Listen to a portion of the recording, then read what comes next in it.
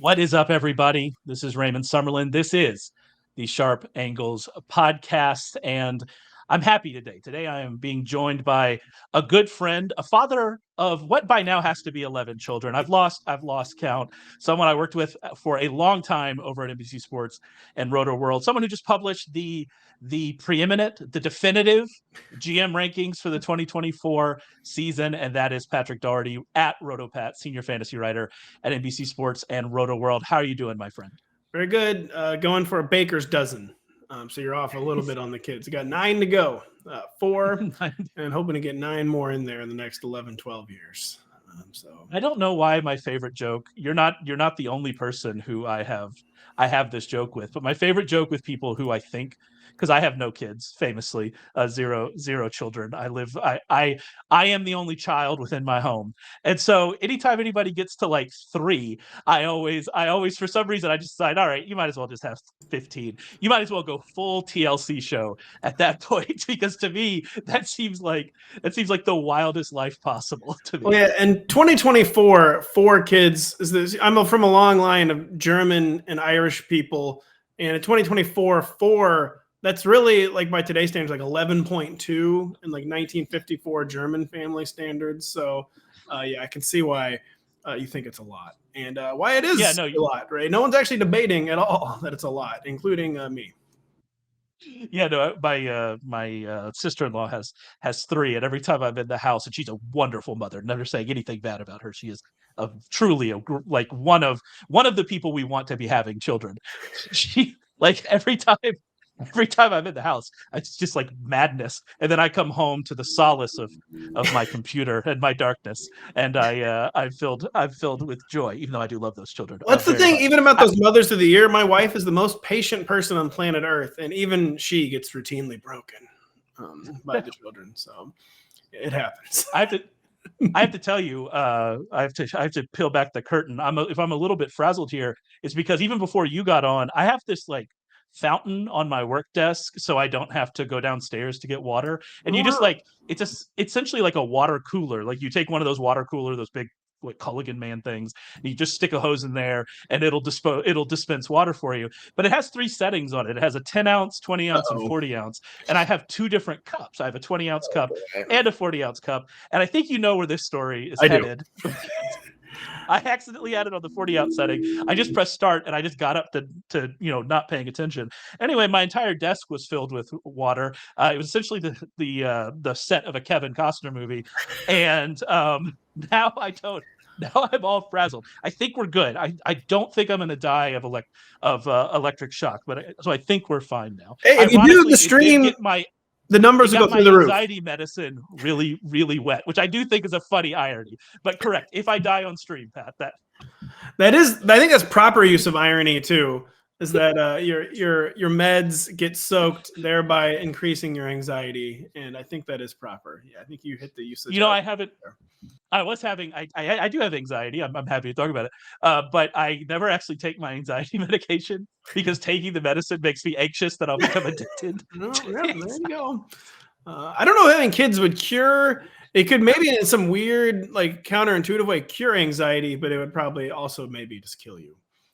No, that's one of the reasons I decided I don't have kids, because when I'm with kids in public, like when it's my job to watch children, I'm a mess. Well, that's the thing. I'm very high key in that same way too. You do, even an anxious person will usually learn early on that the kids are more resilient than you think. A kid is bashed into a rock and nothing actually really happened.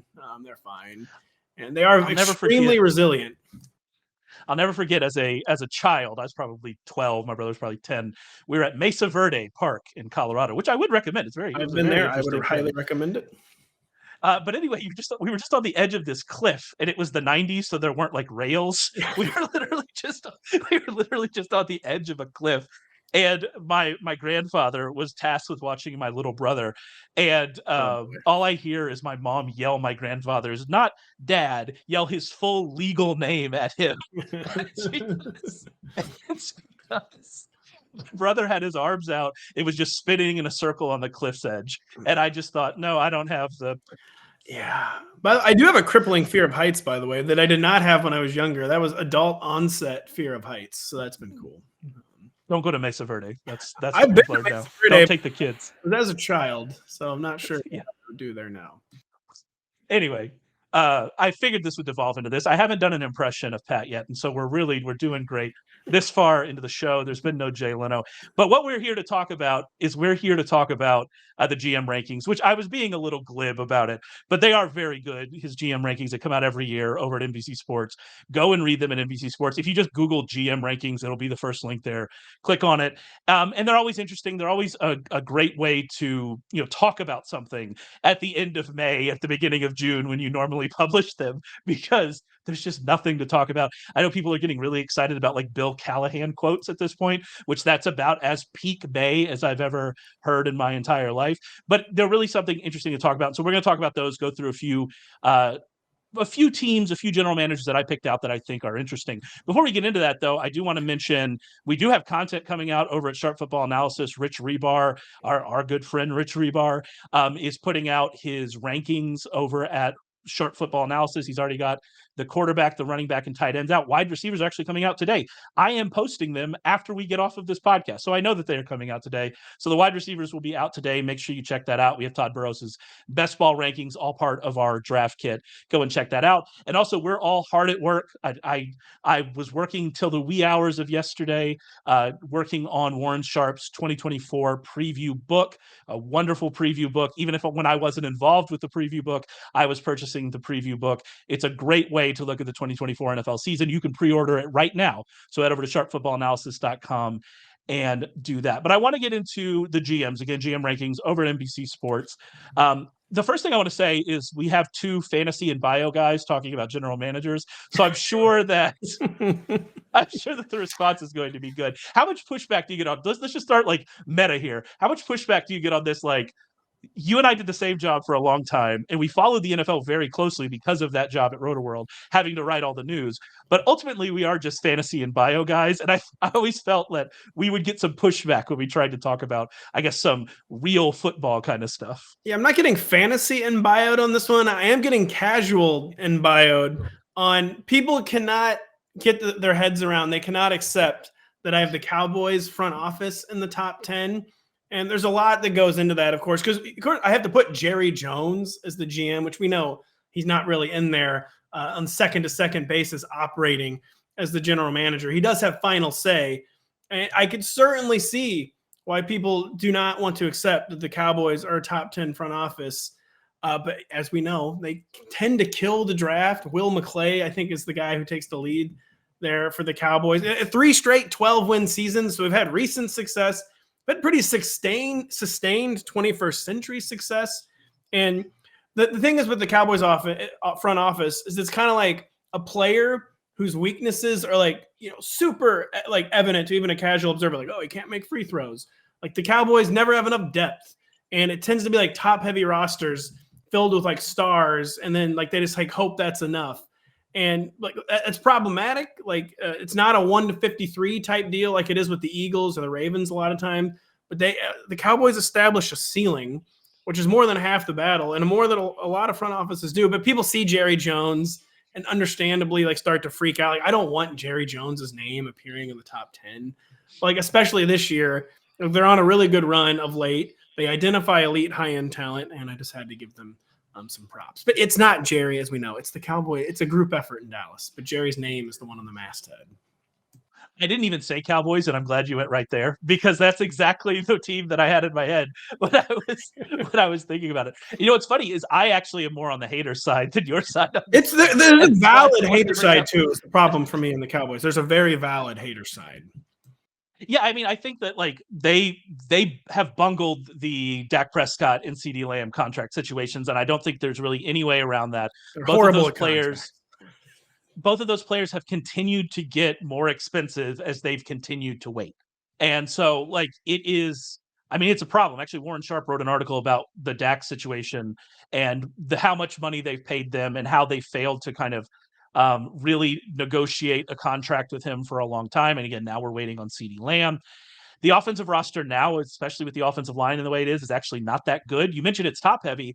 That's kind of the thing with the Cowboys to me. I think that when I look at the Cowboys and how successful they've been, I look at a team that has made some big swings work, right? They hit on Dak in the third round. Fourth round, I believe. Fourth round. That's right. Fourth round. They hit on Dak. Later on, they hit on CeeDee Lamb. Obviously, they hit on Micah Parsons, and a lot of these guys like CeeDee Lamb and Micah Parsons.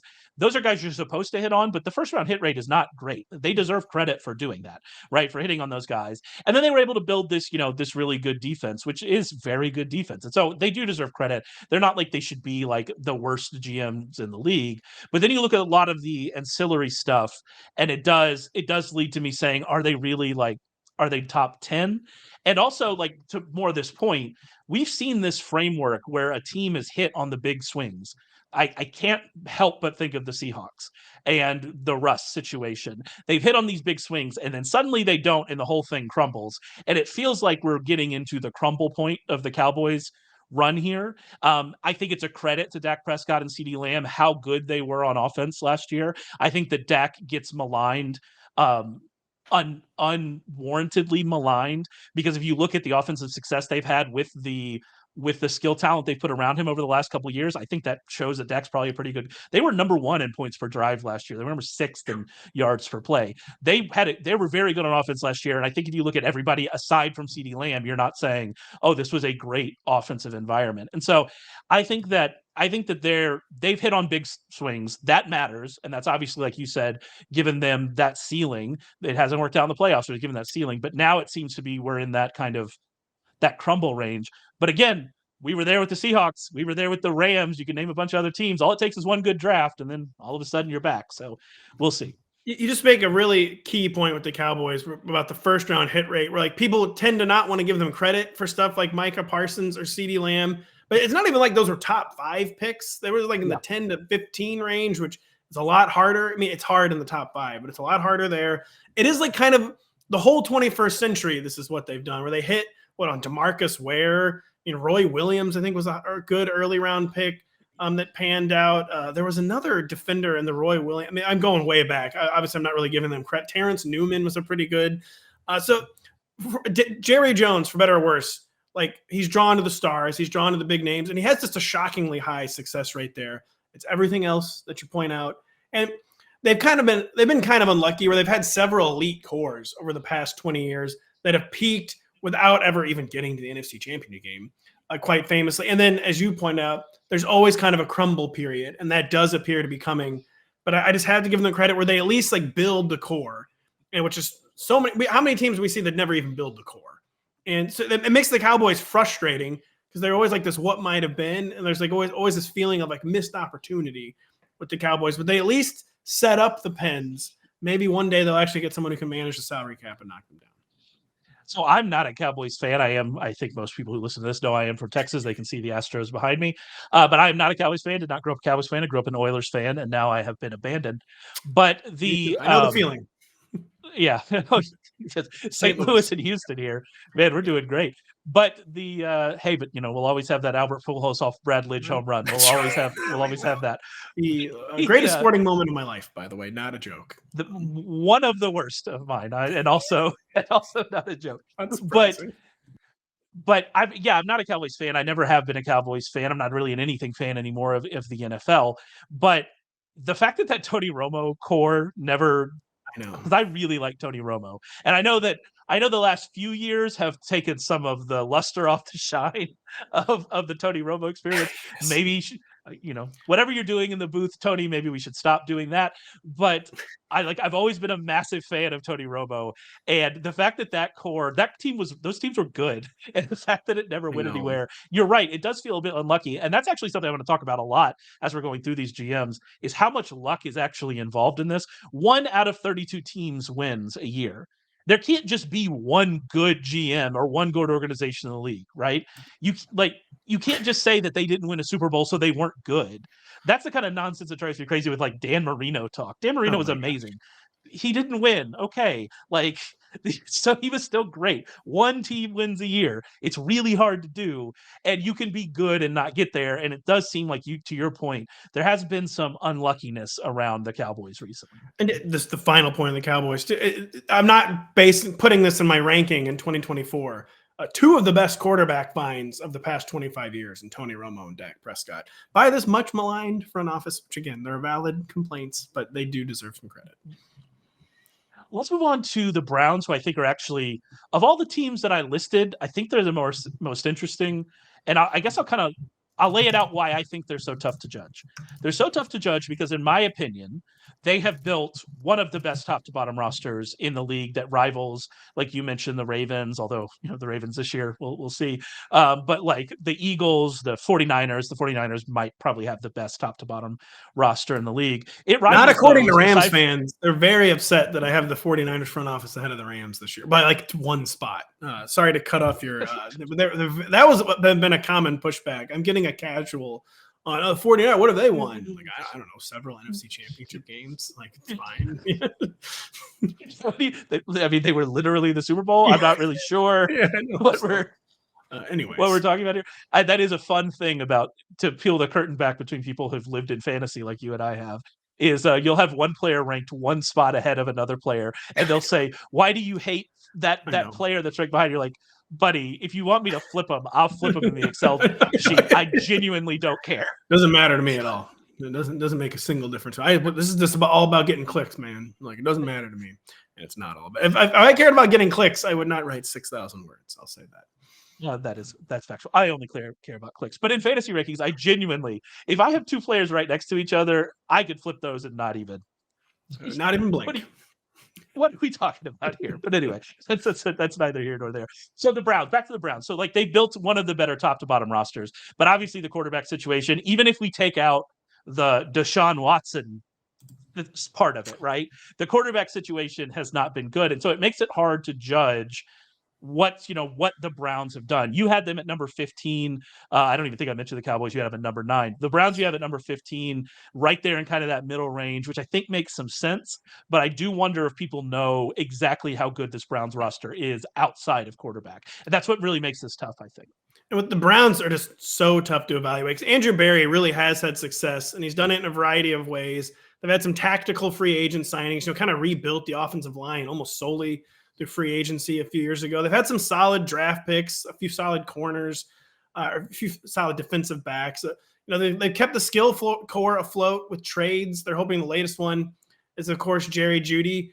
But the big problem with the Browns is that they took their big swing. They oriented everything around this one move, and it's just not working. Of course, with Deshaun Watson, he's won 8 games in 2 years. He's already 40% of his way through the deal. And like the moment of reckoning is really kind of coming for that move and the roster in general. Like you said, is a very good roster. They've had 0 top 50 picks over the past 3 years, which you just can't really sustain a roster. I mean, the Rams came pretty close, but even the Rams ran into horrible depth issues the past 2 years. You cannot really sustain a roster if you're never picking anyone in the top 50 picks. Like, it's just almost impossible. And like, you can do that. Like, the Rams did it and they got their Super Bowl. The Browns haven't even come close. They've won 1 playoff game, the COVID year.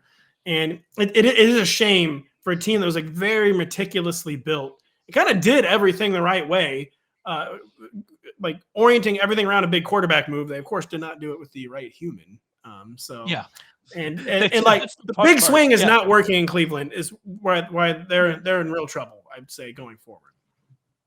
That's the tough part, is you kind of have to like take the name out of it if we're just trying to do a football analysis perspective of it.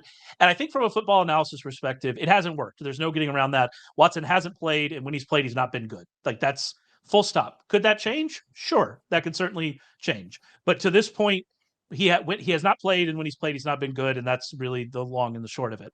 But if you're taking this for more of a process perspective, they looked at a quarterback who had been really good, who obviously had major off the field issues that aren't just like, is this guy going to play, but how are we going to explain this to our fan base, kind of thing. They still never have. Never successfully explained it, really. They definitely took the politician PR approach of just never mention it again. Yeah. And to be fair to them, it appears to be working. So it does. There you go. If we've learned anything from Daniel Snyder, just never talk about it, and everything will be fine. I thought you were going to say someone else whose name started with a D. I digress. We're moving. No. We stick with Snyder. Snyder's safe. But But so Watson had been really good. They were very clearly a quarterback away. They had to take a shot. That was the shot they picked. It didn't work. But that doesn't mean that the idea, or it hasn't worked to this point, I want to continue to say, but that doesn't mean the idea of what they were doing was bad. And so it's tough to like, you have to penalize based on results. That's the way this works. But like from a process perspective, I don't think you really can criticize what they did of like identifying we need a quarterback and to do it. Because I think about the Colts a lot, and we're not going to talk about the Colts here, but we saw Indy 4 or 5 years ago have one of the best top to bottom rosters in the league, and it crumbled before they found a quarterback, and it didn't matter, right? Like if Andrew Luck just sticks around and doesn't go on wherever he is now, I hope you're doing well. But if he just sticks around, we might be talking about Indianapolis winning a Super Bowl. That's how good that roster was, right? And then they tried the 1-year rentals. It kind of worked a little bit with Rivers, and then now they've got this Anthony Richardson, and Anthony Richardson, when he was healthy last year, showed some signs. Hopefully, it's going to work out for them, but the roster's gone now. They're still fine, but the roster's gone, and the Browns are going to be in that same position if they hadn't taken a shot on quarterbacks. They had to take a shot on quarterback, and it didn't work. And so like that's what makes this all so tough to me. And with Ballard and the Colts is an interesting one to bring up, because you see what happens when you get everything right, but the biggest question, because Ballard, was beloved by like the football intelligentsia until really the past 2 or 3 years. But you see what happened, like the owner desperation set in. Jim Irsay had not really, for all we know, he hadn't really been meddling. But then like the desperation set in where they could not find the quarterback. He came in and kind of blew up the whole thing and really almost like cost Chris Ballard his job and his credibility. It's like, it doesn't matter how well you dot your I's and cross your T's in the NFL unless you answer the biggest question. Or if you're Kyle Shanahan, where you can manage and manipulate anyone. Kyle Shanahan is one of one. Not even Sean McVay rises to that level of quarterback manipulation. And yeah, it's not fair and it can be arbitrary. But if you don't have the quarterback, you're probably not going to have the job for very long. Which actually brings us to the next team I want to talk about, the team you have right below the Browns, which are the Texans and Nick Caserio at number 16, an organization that was so maligned during the Jack Easterby years. Do people even remember those years? Like, it seems like we're like, what, 2 years removed from it? I know, it's probably fired like 9 months ago. We don't even talk about it because of what they did last year, right? Because they drafted CJ Stroud, and then they traded up to draft Will Anderson, which that worked out for him. Obviously, Will Anderson is a very good player. You still have some questions about the depth on that team. Was that the right move? But hey, they traded up and it worked. They got CJ Stroud and it worked. How lucky was that? I don't know. Did they just get lucky that Carolina decided not to take Stroud and drop them Bryce Young? Did they get lucky that Lovie Smith saved the Texans organization and Nick Caserio job? I think it's a very fair question, because would they have taken Bryce Young? We don't know. So again, I come back to this idea of luck, but either way, it worked out for them. They have CJ Stroud, who didn't just have a good season for a rookie quarterback. He had a very good season for all quarterbacks, and one of the better rookie quarterback seasons we've ever seen. They have Will Anderson. They're reloading again this offseason. He hired a really good coach, it looks like, in D'Amico Ryans. And here we are. Nick Caserio has, within a year, turned around what this organization looked like. And it's one of those examples of how quickly all of this can change. The Lovie Smith thing, by the way, one of the most classic like sliding doors moments in the history of the NFL. If they don't, they converted 2 4th and 10s on that final drive against the Jets, and if they had not won that game in Week 18 in 2022, it's tough to say what would have happened. There is almost certainly an element of luck with what happened with the Texans, but I would just say that they made their own luck, and I made fun of them forever because the beginning of the Caserio era was just hoarding draft picks, making kind of like pointless, meaningless signings in free agency, like really just signings to round out the roster. It was like he was famous for just signing like special teams guys. They weren't making any big splashes. They weren't making big splashes in the draft because they were behind on draft capital for a while. They had made a bunch of trades at the end of the Bill O'Brien era, and he just spent 2 or 3 years basically trying to set up the roster, and it was painfully boring, but it really was the correct process. They accumulated their assets and saved them for when they can make a big swing. They didn't have to use those assets on a big quarterback swing since they earned the number 2 pick the hard way. But then trading up for Will Anderson could be a very lucky thing because, as you were kind of alluding to, you don't ever really use that draft capital on non-quarterback trade-ups. It's, as I say in the article, it's kind of a cardinal sin of team building. Like if you're trading up, it has to be for a quarterback. You can't, like the Saints, have traded up for like edge rushers.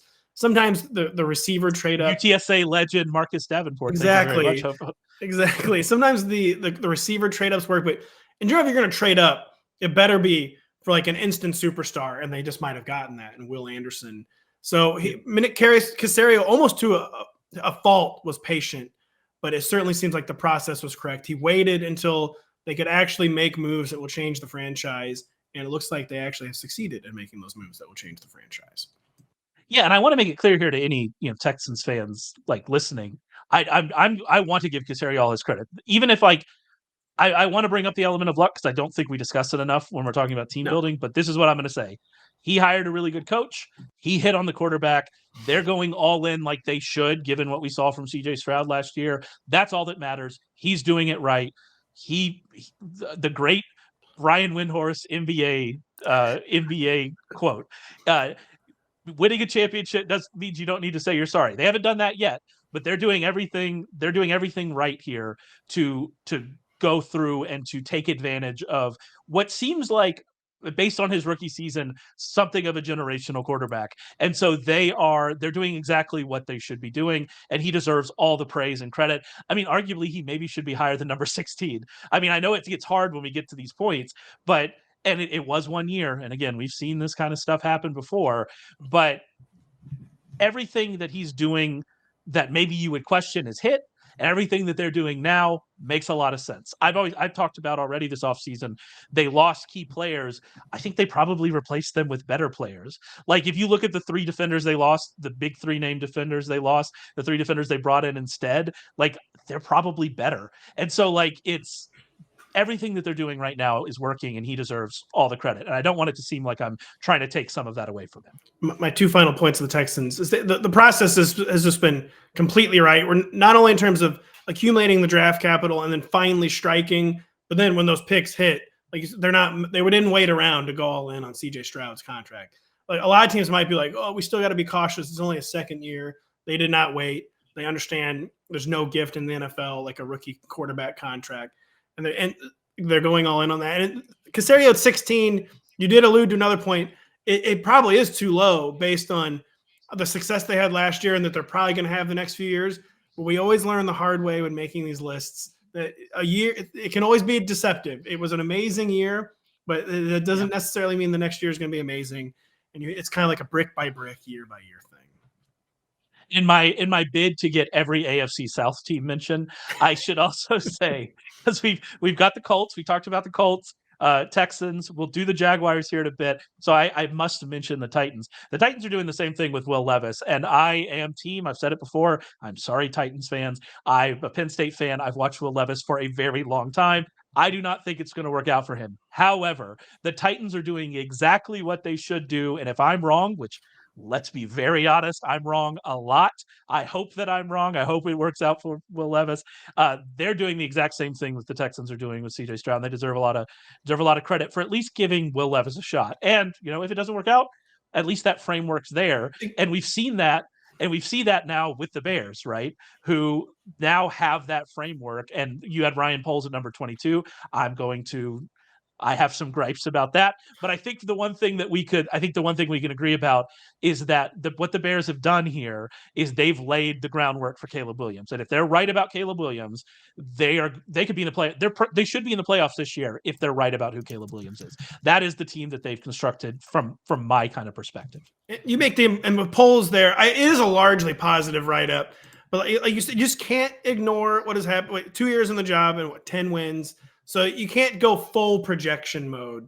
Like, okay, they've taken their lumps and now like success is guaranteed. That's the only reason Ryan Poles is so long. I literally lead his write-up with saying he's in the catbird seat for rankings improvement because we can all see it coming, but you just can't, take it for granted that it's like odd. That's fair. This is the Chicago Bears, as we know, with their quarterback history.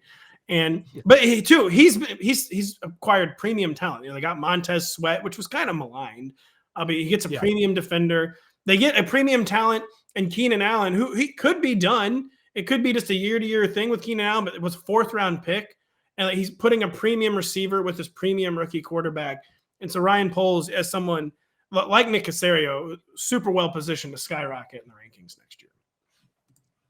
This is what I'll say about polls is I think that our opinion, and this is not the first time I've said this. And so, I assume there are tweets of the same idea on my Twitter account. Ryan Poles, I think our opinion of Ryan Poles is clouded by that Chase Claypool trade.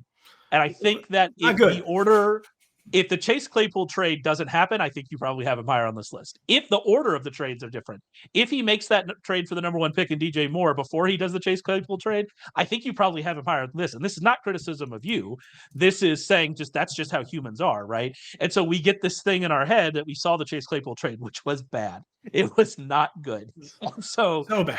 Yeah, bad. Hold your hands up. Ryan Poles, I think, would hold his hand up and go, I messed that one up. Everybody makes mistakes. What are you going to do? But I think if that hadn't happened, or if that had happened after a lot of the things we've seen over the last couple of years, I think you probably have Ryan Poles higher, because I think if you look objectively at their roster was already really good last year. The offensive line is better than you think, because the numbers look worse because of playing with Justin Fields. And as we now know, pressure rate and sacks have a lot more to do with the quarterback than they do with the offensive line. Maybe not a lot more, but there's a lot of blame to be sent the quarterback's way with that. The defense is solid enough. It's getting better. They have young players on the defense. Like you said, they traded for Montez Sweat.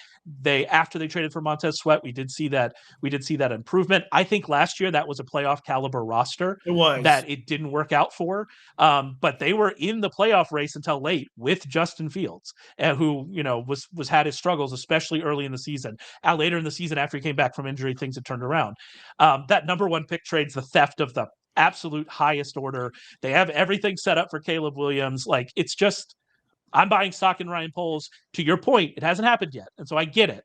But I'm buying stock in Ryan Poles. I'm buying stock in this team. I'm not alone in that. Obviously, I'm not big hot taking this, but I think that maybe we are not giving him enough credit, because they haven't won a ton, and that's fair. But also that Chase Claypool trade, I do think lives large in people's mind. It does, but you make another point reinforcer, I would say, about the luck, where it's pretty lucky that number 1 overall, that first round pick from the Panthers turned into number 1 overall in Caleb Williams. But it just goes to show, when you follow the correct process, good luck. I mean, how many years were the Patriots lucky? And when you follow the right process, good luck tends to follow, both in team building and in game. 20 years, I was, the Patriots are so lucky. This is so annoying. And it's just because they were the best team. And you get lucky when you have the best team. It's our good friend Evan Silva and his classic tweet of the NFL, the Ducks chasing around the Patriots every single year. There was something to tweet that about. And then the even NFL the people was just behind. And then they turned on him, of course. I never did. Much to boy, thank God Bill Belichick was fired this year, because I don't know where I would have had to rank him. I had finally dropped him to number 7 last year, which was still apparently catastrophically high. But boy, yeah, I'm glad that Bill's unemployed this year. I'll say that. The Bill Belichick the GM, and Bill Belichick the coach. You had to divorce them. We don't need to relitigate this, but I even had some counterpoints to that. But you know what? We don't need to talk about Bill. He's not employed right now. Hope Bill's. No, he is with Peyton Manning, right? That's true. On Monday Night Football. That's true. Yeah, it was a Pat McAfee show too. He was a Pat McAfee freelance employee. Now he's a Peyton Manning full-time employee. Can't wait. I do. Have you been following the Dove Kleiman, Mark Davis pregnancy stuff?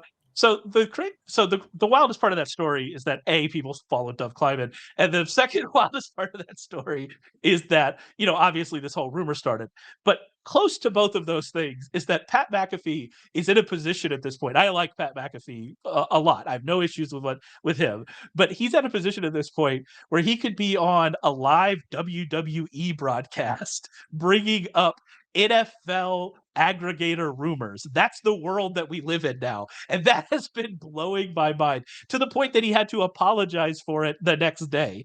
That is, and fair play to Pat. He did apologize. He owned up to it and said, I was wrong. Fair play to him. But just the idea that he is on a weekly WWE program talking about a tweet from Dove Kleiman, Billy Spikes himself. What are we doing? Where have we gotten to? Yeah, Pat, I wouldn't say Pat's news literacy is as high as maybe it should be. It's probably also higher than it could be, though. Where Pat is Fair probably enough. more conscientious than people realize. But yeah, sometimes the news literacy fails Pat a little bit. Again, not criticizing McAfee. I like McAfee. I every time I'm not a wrestling fan per se, but I do watch WrestleMania every year. And I remember the first time I saw him come out, like he did like a backflip. No, he jumped like straight onto like the top ropes. I was like, this is the wildest thing I've ever seen. He has back problems too, so he's kind of taking his life into his hands when he does that kind of thing. He got to take a stunner. He's just living all our dreams. He's just living all our dreams is all he's doing. I've never seen a WrestleMania. I've never seen a WrestleMania. Not a wrestling guy. You work for the company on the service. I know. I'll probably promote it soon. And I work with lots of my coworkers. Love it. And so I know I'm always been behind the times on that. But don't get me wrong. I will promote the hell out of WrestleMania, but I will not. You visit frequently. You make business visits to not a mile from WWE's. Yes. I've seen the WWE headquarters many, many times. Literally, we have to drive past it to get to wherever. It's real. It's right down the street from the mothership. Again, I keep referring to NBC Sports as a mothership and asking ESPN not to sue me for calling it the mothership. Please don't sue.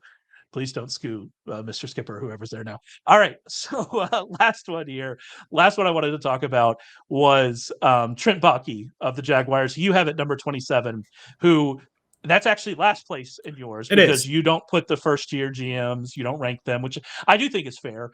We don't know what they're going to be yet, especially GMs. We can make some guesses about coaches. For GMs, it's really, really hard. So the last one for you, number 27, Trent Baalke of the Jaguars. I'm going to let you make the case that he should be last, but I imagine that you will get no arguments from me. I assume we have the same arguments of why he should be last. Yeah, it's a little tough because some years Trent Baalke would not be last because it's not like this roster is a tire fire or whatever. Baalke, a lot of it. So first off, the fact that Trent Baalke is last, it kind of speaks to it's a good overall group of executives right now. Where I didn't really have anyone this year. We've talked about that a lot on this podcast. Is that we talked about it after the draft with Ryan McChrystal. Like where we looked at what everybody did in the first round, we go, that kind of all, even like the Penix stuff, which whatever. It all kind of made sense, and you go, oh yeah, we've left behind that era of like really bad GMs. Hope you're doing well, Dave Gettleman. Right? We've left behind that era a little bit, and so I do think that's a fair thing to bring up. Yeah, so front offices by and large are pretty good right now. But Trent Baalke, so I began the write-up with 2013 was the last time one of his rosters finished more than a game above 500, which, of course, then I'm kind of burying the lead that they have finished above 500 in that time frame, most notably 9-8 in 2022, where they won a playoff game. But it's just like, where is the upside here? And he's kind of keeping the roster together with anti-team building principles where the drafts are not working. As we know, he infamously reaches for upside. No one likes to draft injured guys more than Trent Baalke, but it has not been working like categorically in Jacksonville. So he has to keep shoveling money into the free agency fire, which has worked surprisingly well. He's actually had success in free agency the past few years, but the team building principles are not sound in Jacksonville. The results, of course, are not what they should be. They've had 3 years now of a number one overall quarterback. They have one winning record to show for it. It was a game over 500, like I said, and he's not maximizing the rookie quarterback contract window of Trevor Lawrence. And as we know, we've seen he doesn't have a great eye for talent. He chased Jim Harbaugh out of San Francisco, and the team immediately collapsed. And who knows who was really making those picks? I'm assuming Trent Baalke had final say, even with Jim Harbaugh there. But I think Jim Harbaugh at least heavily influenced the process, and it went to absolute ruin the second Harbaugh was gone. And there's just been no indication in Jacksonville that he's a difference maker in the front office. And the principles have not been sound. The draft picks are not working. You can't win through free agency. You can stabilize through free agency. That old narrative is kind of gone. That like it used to just be assumed like any free agency spending was bad. Like especially when we were coming up at Roto-World, that was kind of the peak of that, where it did seem like you could not have success trying to build through. You can say Albert Haynesworth's name. Just say Albert Haynesworth's name. So, and he's at least stabilized this roster through free agency, but nothing about this roster suggests like long-term stability. And he's just not a good drafter. And he just doesn't seem like the right guy to maximize Trevor Lawrence's championship window, if that even exists. Because Trevor Lawrence is like, the 8th best quarterback in the AFC. It seems like they need a different voice in that front office. I've said this before, and so apologies to loyal listeners, but I think it bears repeating. At this time last year, the Jaguars were very clearly the class of the AFC South, had clearly the best quarterback, and looked likely to lead the division for several years to come. Now they are at best second in the division. I would argue they're third behind the Colts, given they have a better quarterback situation, but we know what the upside for Richardson is, and the Colts, I think, have a better roster. And they better hope that Will Levis is not the savior that the Titans and Titans fans, the angry Titans fans in my mentions, they are believe angry that he is. Because if Will Levis is the savior that they think he is, and they very well could be right, that Titans roster is, after what they've done this offseason, is much better than you think it is based on what we saw last year. Their offensive line in particular is much improved from where it was last year. And not all of that is Baalke's fault. And so that's what kind of makes this a little bit hard. He had nothing to do with the Texans landing CJ Stroud. Like, there's nothing he can do about that.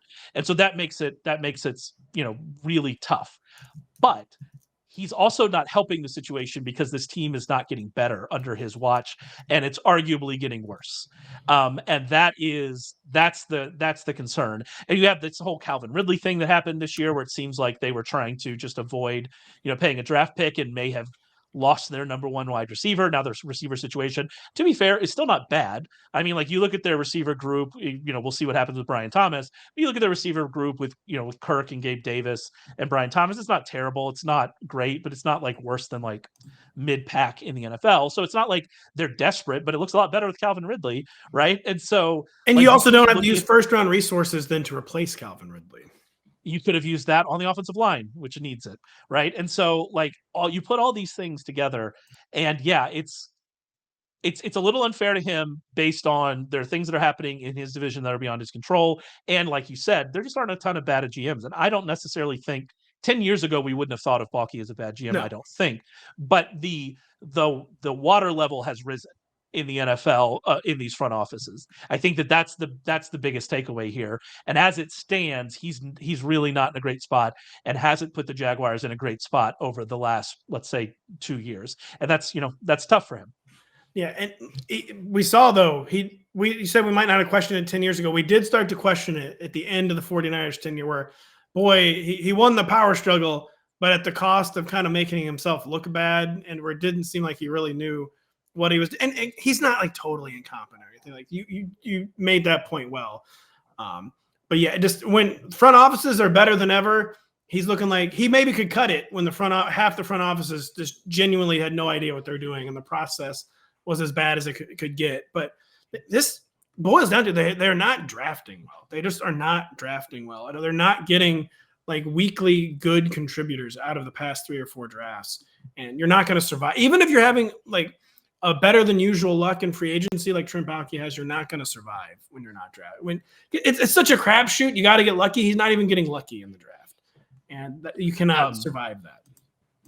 If you need someone to win a power struggle, though, he will win you a power struggle. That is absolutely.